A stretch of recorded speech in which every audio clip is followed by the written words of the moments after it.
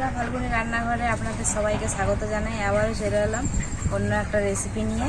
আজকে আমি আপনাদেরকে ভেড়ির ঝাল বানানো অন্যরকমভাবে দেখাবো। তো ভিডিওটা প্রথম থেকে শেষ অবধি পুরো দেখতে থাকুন। ভেড়িগুলো এরকমভাবে কেটে নেব মাঝখান দিয়ে। দেখুন এইভাবে কেটেছি। ভেড়িগুলো সব কাটা হয়ে গেছে। উনুনে কড়াইটা বসিয়ে দেব। কড়াইটা গরম হোক, ততক্ষণে আমি মশলাটা একটু জল দিয়ে নেব।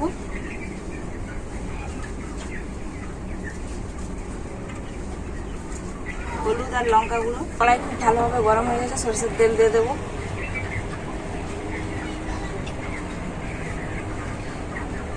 তেল খুব ভালোভাবে গরম হয়ে গেছে, ভেড়িগুলো ভেজে নেব।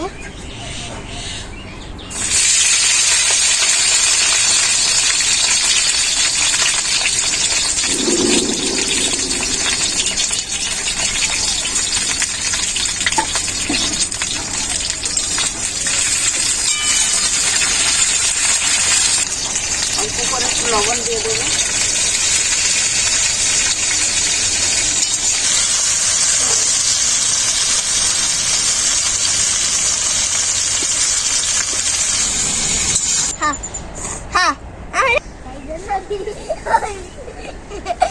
ভেড়ি খুব ভালো করে ভাজা হয়ে গেছে, এবার নামিয়ে নেব।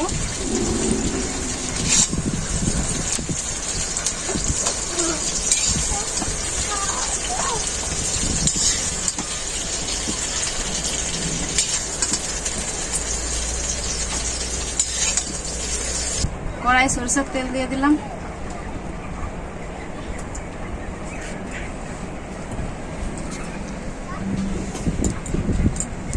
তেল খুব ভালোভাবে গরম হয়ে গেছে, কালো জিরে দিয়ে দেবো।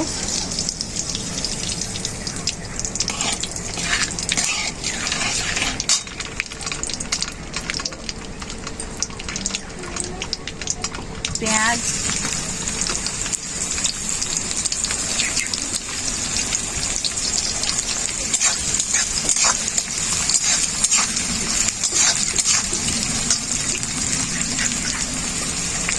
অল্প করে একটু লবণ দেবো, তখন তো লবণ দিয়েছিলাম।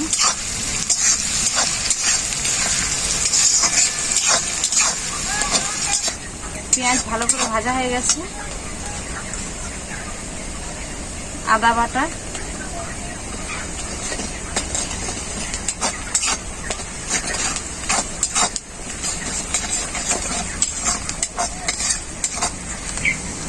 লঙ্কা হলুদ গুঁড়ো মেশানো একসাথে দিয়ে দেব।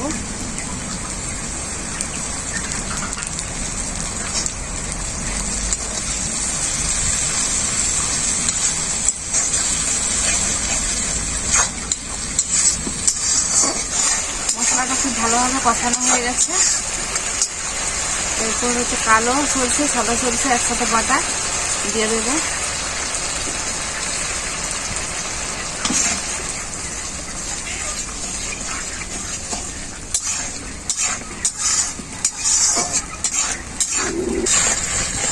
সরষে লঙ্কা হলুদ সব একসাথে ভালোভাবে কষিয়ে নিয়েছি। মশলার গা থেকে তেল ছেড়ে গেছে। এরপর পরিমাণ মতো জল দিয়ে দেবো।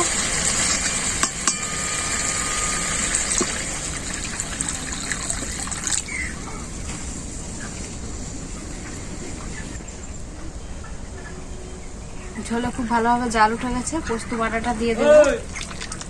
পোস্তটা দেওয়ার পরে ভেড়িটা দিয়ে দিচ্ছি।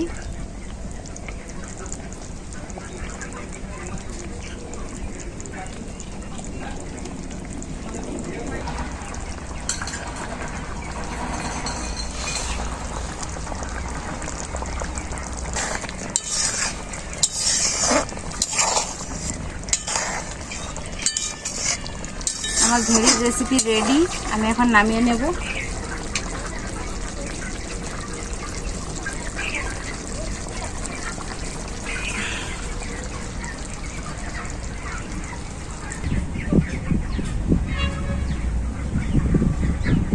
আগে ভেড়িটা দিয়ে খেয়ে দেখছি।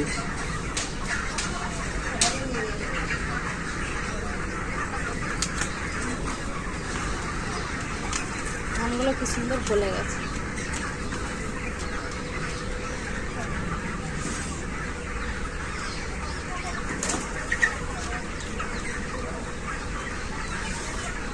ভেড়ির ঝালটা তো এখানেই বানিয়েছিলাম, আর বাড়িতে হয়েছিল বেগুন ভাজা, ভেড়ির ভর্তা, শাক ভাজা, মাছের ঝোল। ভালোই হয়েছে। ভেড়ি খেয়ে দেখে বলছি।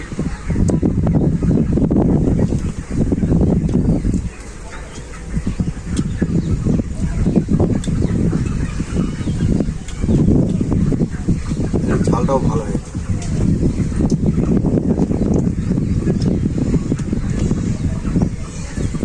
বন্ধুরা, গরম তো প্রচুর পড়েছে, গরমে রোজ রোজ মাছ মাংস খেতে ভালো লাগে না। এইভাবে ভেড়ির ঝাল আপনারা বাড়িতে বানিয়ে খাবেন, খুবই ভালো লাগবে।